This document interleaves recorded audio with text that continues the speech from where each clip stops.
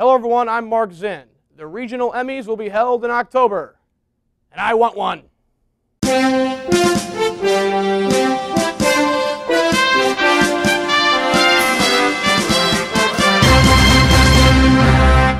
Welcome to another edition of Mondays in Midtown, coming to you from our new studio angle here at SLU-TV. Happy New Year to you.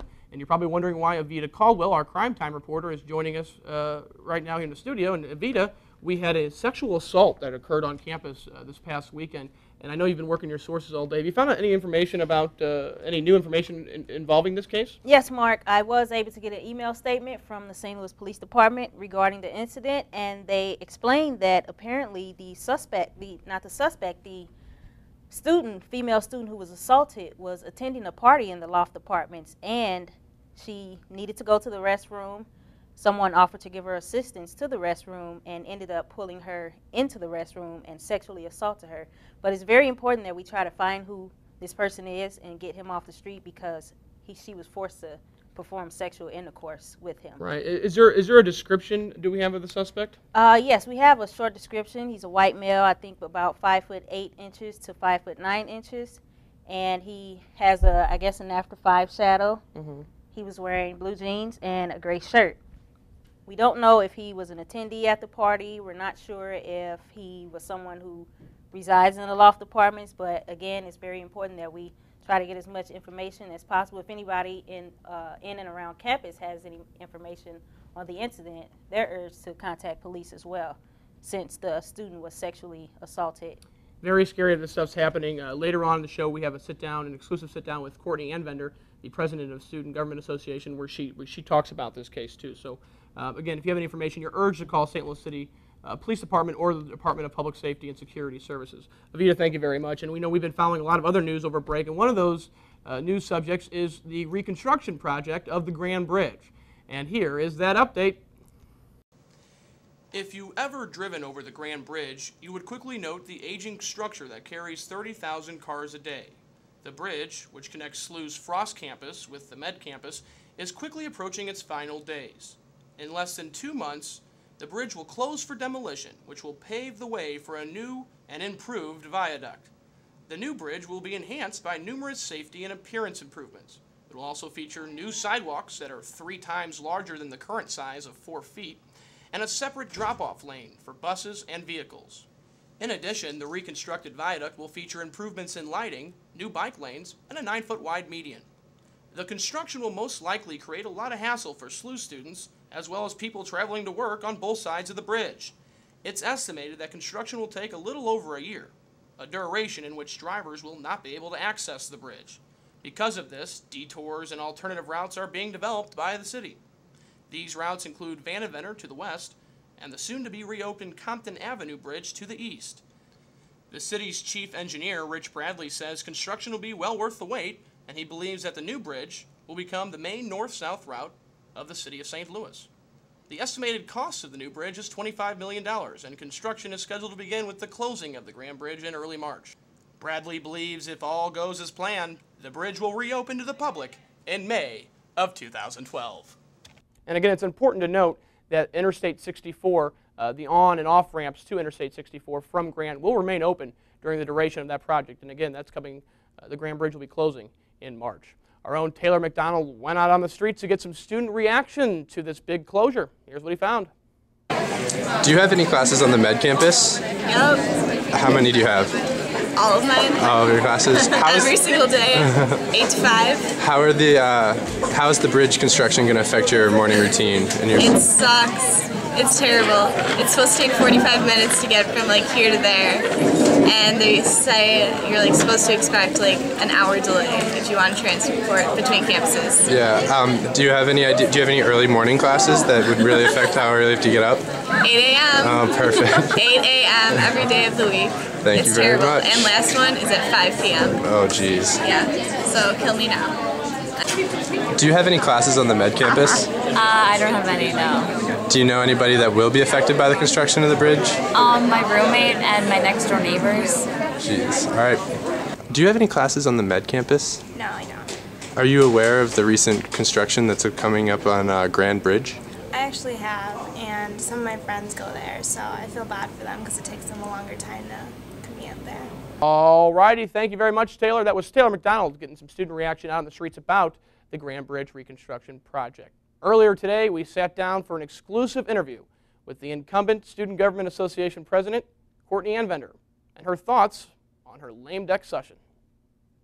Well, Courtney, thanks for coming back on Mondays in Midtown. Anytime. Last time we talked a lot about the Pius Library and the renovation Absolutely. project, and that was at the beginning of the year. So bring our viewers up to speed on what's going on now. Well, we actually submitted an additional proposal to Father that was kind of more in collaboration with the faculty of Pius Library. And then today they brought 2 architects to SLU. That apparently they had 4 or 5, and these are the top 2 in terms of price, estimate, and kind of design overall. So we had like these 2 giant packets to go through. One was from, I don't know if I should say their names, but we had A and B. And they were really exciting. They kind of showed a lot of the work they'd done in the past. They gave us business cards. I have a lot of business cards now. Great. I have a calendar, if you'd like a calendar. Yeah, I don't think we can do You don't that. need a Conflict of calendar. interest. Absolutely. I don't want to give away prizes here. But we actually left at the end of the day feeling pretty comfortable about one. And the recommendation goes to Father now. So is there a timeline? You need to wait for Father to approve it? We have to wait for Father to approve it, but one of the design firm that we chose had like a 20-week process for like getting everything together and getting out the actual design. So maybe in the next 2, 3 years we can start seeing absolutely. construction. Absolutely. Okay. As we embark on your second semester, your lame duck session, I guess in theory. Absolutely. What are some of your accomplishments you look upon for your first semester here as SGA president? I think the biggest thing is obviously the library, but that's kind of been talked about. But I think something that really hasn't gotten a lot of press, we'll say, because you guys are the press, I guess. Yeah, yes, we are. The Oath of Inclusion, which we passed at the end of the semester last year. It hasn't been officially launched to students yet, but it's kind of like a statement about diversity and inclusion that the students themselves are making. So kind of saying to freshmen, to anybody that comes, like, this is the campus we want. You know that there's some expectations here, but like we want you to be a part of it, and we want you to uphold these expectations. So it's pretty exciting. We actually want to have a pretty big launch week with it in the spring. You know, we're talking about the show tonight. We talked about sexual assault that occurred on campus this past weekend. What are your general feelings about that? I mean, is that a big problem, you think, on SLU's campus? I think it's probably a bigger problem than is reported, or that is maybe given its due amount of attention. It is something that is underreported, and that's nationally. It's not just at SLU, but it's something we need to talk about. It's something that we have our Safety and Concerns Committee, and they've been really adamant about it. We have 2 female chairs. Not that females are the ones that can sympathize with this, but they're really passionate about it. And they were kind of looking at, I believe it was with, I don't know if Una was involved in this, but kind of creating dialogue with the YWCA and kind of using them as YWCA? Help our viewers. Young Women's Christian Association. It's right by Fuse. Oh, okay, that's right. YWCA, that makes sense now. Yeah, it's a good one. It is. But kind of using them as like they're the trained first responders. Like they know how to handle things like this. So how do we use them as a resource? But then also, Roland Corvington is really adamant about getting our DPSS staff members up to par with how to be first responders, how to provide the female officers on the scene if necessary. So, and to finish up here, besides Pius and the Pius plans, what are your big goals for second semester? One of our biggest things is looking at the possibility of including the price of season tickets into tuition. For basketball? For basketball, yeah, because everything else is included in tuition already. You don't have to pay. Men's basketball is the only thing you need to pay for. And we think that kind of the price is a deterrent. Like we really want to try to get students filling the seats, because I think a lot of students can agree that there's a lack of spirit among the students. I don't think it's an apathy. I just think it's a lack of enthusiasm at present. So we think that this may be like one of the first steps. If you get people going, you get them excited. It's something. It's like a common cause, like a common thing to get excited about. So. Okay, well, great. And again, that was Student Government Association President Courtney Anvender. We'll be right back. Monday, a dreaded day that marks the beginning of another week of routine. The beginning of alarm clocks, meeting times, and homework. Fortunately, there's a whole TV show dedicated to breaking these tedious habits. So relax, breathe in the air around you, and take in a glass of Mondays in Midtown. And welcome back to Mondays in Midtown. Hope everyone's having a great evening and having a great new year. I'll tell you someone who's having a great new year, the St. Louis Police Department. They have 40 new officers out on the streets, and 2 of the officers from this recent graduating class of the Police Academy were SLU public safety officers. Here's myself with that story.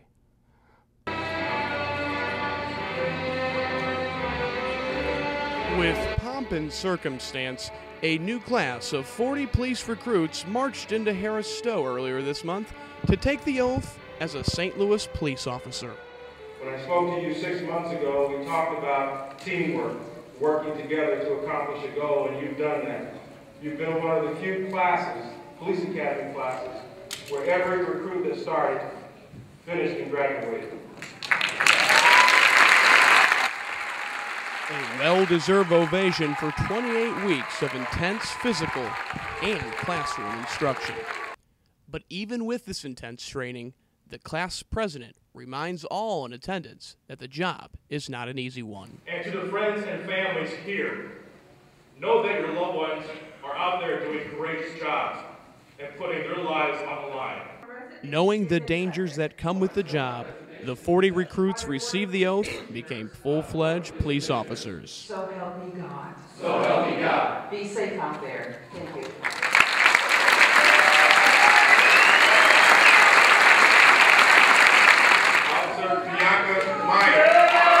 Graduating officer Bianca Myers is no stranger to law enforcement. Before she entered the academy, she was a SLU public safety officer.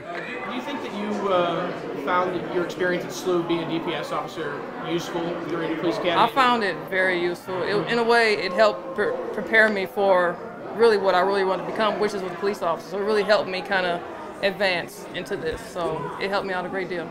You excited about getting out on the force? What's your favorite part about getting up tomorrow morning, 8 a.m. to go work? I'm not looking forward to get up that early, because I want to go out and kind of kick it a little bit with my friends. But hey, it's a calling, and I'm just ready to get in there and do it. Officer Danielle Shaberg. Newly sworn Officer Danielle Shaberg is also a SLU public safety alum. It feels fantastic. I've been working hard at this for 6 months and prepping for it for 10 years at SLU, so it feels perfect. Can you relate a lot of your SLU work to what you do now as an officer? Oh, absolutely. St. Louis University gave me so much extra training, time, experience, and the staff that they've always had has been full of retired police officers that are just an incredible wealth of knowledge.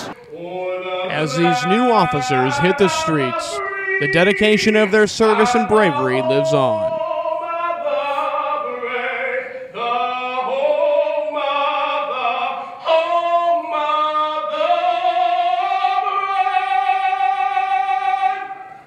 For Mondays in Midtown, I'm Mark Zinn. And congratulations again to Bianca and Danielle. Great public safety officers at SLU, and they'll do great things for the Metropolitan Police Department here in St. Louis, and the residents of St. Louis should be thankful for that. The Alumni Service Corps, the Alum Service Corps is a program of the Missouri province of the Jesuits. I know I'm graduating in May, and a fourth of the university will be graduating in May as well, in terms of the undergrad population at least. And we're going to be like, well, what are you going to be doing when you graduate? I get that question asked 15 times a day. Well, an opportunity to serve for a year is out there, especially if you graduated from a Jesuit high school. It's called the Alum Service Corps, and it's the Missouri province of the Jesuits. And as these 2 recent SLU graduates tell you, it's a really fulfilling experience. It has been just over a year and a half now. I came to Sean, I had to say this past weekend. Came to Sean about 2 years ago. Was looking, Sean Annual, who runs these programs for the Jesuits. I was looking seriously into the Jesuit Volunteer Corps and thought I could better serve kind of an underserved population through that program. But as it turns out, he introduced me to some educational models that did exactly what I was looking for. The first being Arupe Jesuit High School in Denver, where I was at last year, and the second being Loyola Academy. What were your primary, I guess, responsibilities or job titles at Arupe? Will you describe what's Arupe like? What kind of school is it? Arupe is a Cristo Rey model school. So what it means is that the kids at the school work 1 day a week at a local company. And in return for that work, the companies end up paying somewhere around 75% of the kids' tuition. So throughout the school year, the kids are working, and frequently they'll end up with jobs at the companies over the summer or on Christmas break or something like that. And so as for my responsibilities last year, one, I was bus driver. A very important role. I was a math teacher. I assisted in several classrooms with more experienced teachers. I had a section of computers all to my own, which was do whatever the heck you want and teach them something about computers. Is that I went through high school and I went through college, and I felt like I never immersed myself in kind of the local population in the neighborhoods, because neither is in a wonderful neighborhood. And there are plenty of opportunities to serve around, and I think I tended to get caught up in my academics. So being able to give these 2 years, and who knows what's in store for me in the future. Now, I know what you're thinking to yourself, hey Mark, how do I get more information about the Alum Service Corps? Give me some more details. How do I sign up? What are some of the requirements? I could tell you these things, but my good old friend from the Missouri province of the Jesuits, Sean, does a better job. Schools does the Alum Service Corps serve? The Alum Service Corps is currently serving 6 schools in St. Louis, Kansas City, and Denver. And what are those schools? Well, Loyola Academy, where we are today, St. Louis U High, DeSmet Jesuit in St. Louis. In Kansas City, it's Rockhurst High School, and in Denver, it's Arupe Jesuit and Regis Jesuit High School, which has both a boys and a girls division. Usually, how many Service Corps members do you have serving in a given year? Usually, you know, between 12 and 15. 12, 15. And you see graduates, I guess, do these graduates have to be from the Missouri province, meaning they have to graduate from a Jesuit high school from the Missouri province to be able to serve here in the Missouri province? Well, right now, it's it could be male or female, man or woman, has graduated from any Jesuit high school, then they would be eligible to apply. So even if you're in Detroit, that's right. Yeah. To University of Detroit High School, you're welcome to apply. Great high school. But so they could apply in St. Louis then for the Alum Service Corps. That's right. Yeah, we place them at one of the 6 schools. Do you see, or let me ask you this: roughly how many applicants do you get each year to the program? Like, I know it probably varies each year, but so how many people try to apply for the program, and how many people actually get selected? Yeah, that's a good question, and it varies, as you say, from year to year. I can tell you up to this point, this year we have more than 60 people who've requested applications. But on a given year, we might have between 20 and 35 applications. And then how do you match these applicants up with an appropriate school? You talk about Bill, who came from St. Louis University, went to a lesser grade school in St. Louis County, and then he went to Arupe. But was there kind of a mutual agreement that you guys come to? Yeah, the Alum Service Corps is, at its core, has, the values of, living simply, living in community, and growing Ignatian spirituality, all within the context of service. So we're looking for people who are looking for that, who have that desire to live simply and to cultivate their spirituality while living in community. And so the application process is really a matter of mutual discernment between the candidate and our ASC office and all the principals of the schools. So the principals will tell me, okay, well, I really need a science teacher and a Spanish teacher, and I may or may not have anybody that will have the science background, and so I might say, well, I can't do that, but I have somebody who'd be great in the theology department, and then they say, okay, well, I can probably do that. So there's 2 sides of it. There's the practical and logistical of what do the schools need, and do our applicants have the competencies to fill those needs. But then also there's the probably the more prevailing interest that of mutual discernment. Do we have people who are eager to give back in gratitude for their Jesuit education, and who are looking for a service experience that involves living simply, living in community, and learning and growing in Ignatian spirituality? If you could tell graduating SLU students who don't know what to do with their lives, whether they have an accounting background or forensic science degree or something like that, or any degree for that matter, what would you tell them about the Alum Service Corps that could perhaps sway them to at least apply? You know, I think that you know, if you reflect on what a St. Louis U education is about, and you go to the root of what St. Ignatius, you know, saw and what he, you know, gave his life to, you know, I think it's giving yourself away wastefully to other people, and that's what the Alum Service Corps is. You know, it is serving uninhibitedly. You know, that you are free for a year to just give yourself to kids, you know, and to share what you've learned in your education with other people. And there's something tremendously rewarding in that.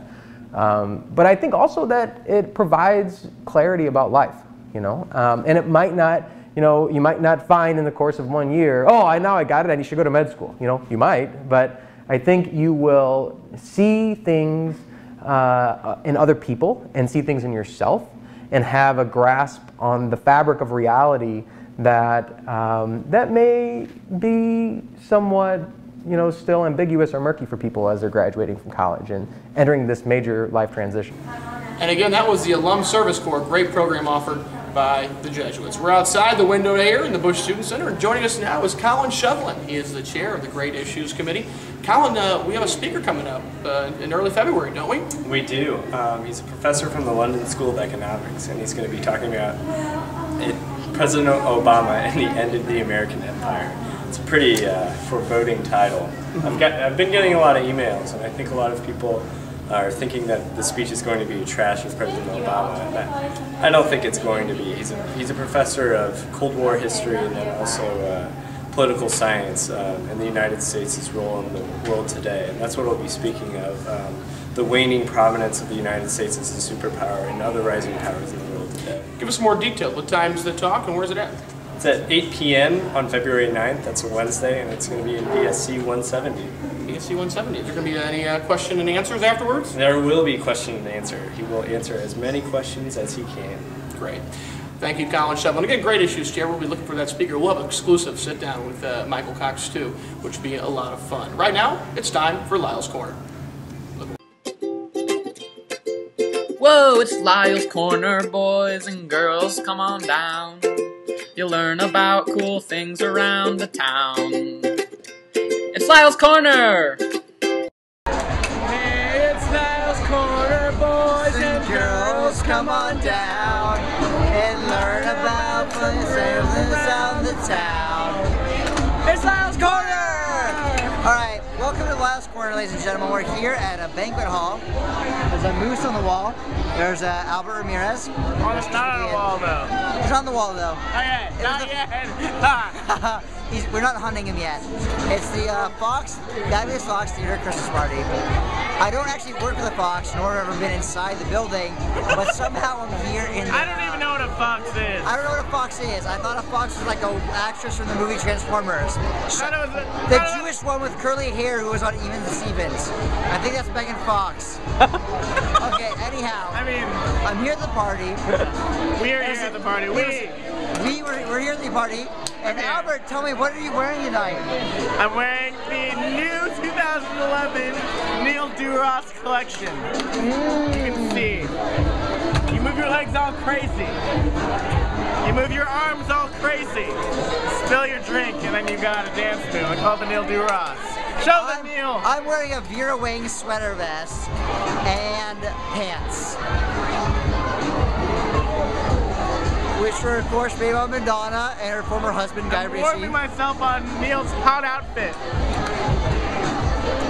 Because it is a holiday party, I decided to wear Christmas colors, but subtly. Because here's a fashion tip for you, Lyle's Corners aficionados. You want to dress up nicely, but not too nicely. So it's got a subtle accent. So say if it was a Halloween party, I would wear like normal clothes, but have a pumpkin on my head. And I would be the Headless Horseman, and I would kill 4 freshmen. It's Lyle's Corner! And as always, the views on Lyle's Corner don't necessarily reflect those of Mondays in Midtown, the University, or Father Biondi. However, that Fox Theater Christmas party was one fun event. Really fun times out there. Glad they didn't use any other footage that could have come from that evening. Right now, folks, it's important for me to announce something. Now, if you've only watched this program and no other programs in the world, you wouldn't know this, but I'm announcing to you that Neil Diamond has officially been inducted into the Rock and Roll Hall of Fame. I shouldn't have said that. It's been announced that he will be inducted, and he beat out Bon Jovi.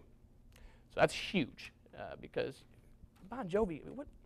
So Neil Diamond will be in. March 14th is the induction ceremony. It'll be in New York City. And as of right now, we're trying to find some Mondays in Midtown sponsors to fly me out there for the induction ceremony. Still working on that, so call the number at the bottom of your screen. But so that's big, right? Neil Diamond got induction into the Rock and Roll Hall of Fame. Here's another big note. Today, Monday, January 24th, is Neil Diamond's 70th birthday. Okay, the staff was supposed to clap, and they did. So we're really, happy for you, Neil. We've been along with you for a semester on your journey to become an inductee into the Rock and Roll Hall of Fame, and I'm really happy to report that it's your 70th birthday, and you're still alive, and you're still doing great. You're doing concerts, you sell out concerts. You are wonderful.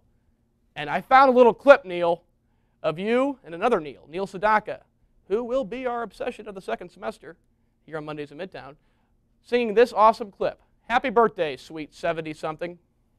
It's easier to sing them than to write them. But it is a pleasure. And tonight, is it true that Neil Sedaka is actually here in the building? Or is that some rumor that I heard? Neil, are you here? Come over here, Neil Sedaka. Everybody say hi to my hero. My Brooklyn buddy. Wow. Are we going to sing? Let's do one of yours because... Two guys named Neil. Okay. All right. We never rehearse this, believe it or not. But we still have to get it perfect. I know, I remember the words. 1, 2, 3, 4, I go!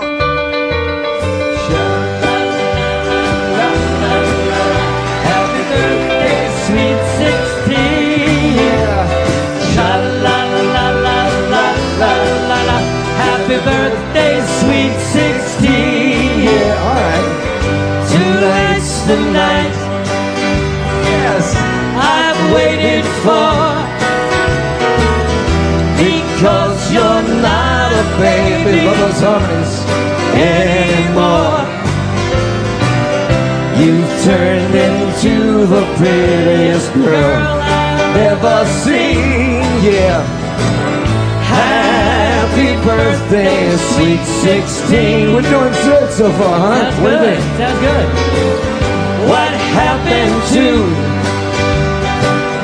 that funny face? My little tomboy now wears satins and lace. There's the words, there's the words. I can't believe my eyes. You're just a teenage dream. Yeah. All together. Happy birthday, sweet 16. Let's get to the bridge. We do it together? Yeah, do the first part. When you were only 6, hey, hey, you had a big brother. Yes, I did. And then when you were 10, you didn't like each other. Here we go. When you were 13, you were my funny Valentine. But since you've grown up, your future is sewn up. From now on, you're gonna be fine. So if I should smile, yes sir, with sweet surprise, it's just that you've grown up before my very eyes. You've turned into the prettiest girl I've ever seen. Big finish, big finish. Happy birthday, sweet 16. Wow. It is so cool to see two great people like Neil Sedaka and Neil Diamond sing that Neil Sedaka song. Amanda, our wonderful director, wanted me to pass along that Neil Diamond got a fencing scholarship in his undergrad years. And I've been told by Neil's people he does not fence anymore. So that's great. Good work there. The university paid a lot of money for that one, I'm sure. And he didn't graduate, I don't believe, either. We have a few announcements to pass along as we wrap up it here in Mondays in Midtown Studio B. First, Wednesday, February 2nd, Jim Cramper of the National Weather Service. He's the warning coordination meteorologist for the National Weather Service. He'll be right here in the Bush Student Center giving a free storm spotting class for all and any interested SLU faculty, staff, and students. For more information, you can go to SLUconnection.com, or to sign up, you can email Connie Tillman. She's the SLU's Emergency Preparedness Coordinator, and her email address is tillmanc@slu.edu. Another quick note, the Campus Emergency Response Team is also starting up classes for this spring semester, and there's still a few more spots available. Go ahead and send them an email, cert@slu.edu. Ladies and gentlemen, you can always write to us. Nobody apparently writes to us. This girl walking by, how you doing? She doesn't care. You can write to us at mondaysinmidtown@gmail.com. That's mondaysinmidtown@gmail.com. Nobody wrote to us over break. Really appreciate that. We still got a few more tote bags to give away. So mondaysinmidtown@gmail.com, autographed tote bag. And that's really all I got for you on this episode of Mondays in Midtown, folks. We're going to be combining our resources in the second semester into producing something that's awesome. We're going to try to give you a great episode each week here on Mondays in Midtown. We have great interviews lined up already, including the Great Issues Committee speaker, Michael Cox. We're working on stuff to get Ben Bailey from Cash Cab. We'll have a lot more information about the Grand Bridge, and Rich Bradley already promised to me that we'd go out to the Grand Bridge with hard helmets and film some stuff during construction time, which is huge, because that's great television. And of course, we'll probably catch up with the mayor of St. Louis and Dave Murray on Fox 2 as well. I don't know if Dave Murray knows that yet, but he will be coming on our program again. So from all of us here at Mondays in Midtown, happy birthday to Taylor McDonald. His birthday is tomorrow. He's 20. Neil Diamond is 70 today. Good night, everyone. Drive safely. And Amanda's birthday was yesterday. Happy birthday, Amanda!